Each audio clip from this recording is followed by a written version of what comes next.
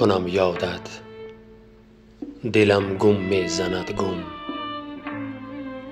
فرا گیرد مرا تنهای مادر،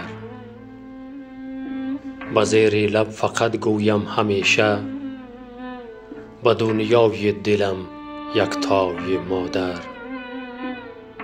خدا یارد ایا ای مادر من، بهشت جاویدان باشد مکانت.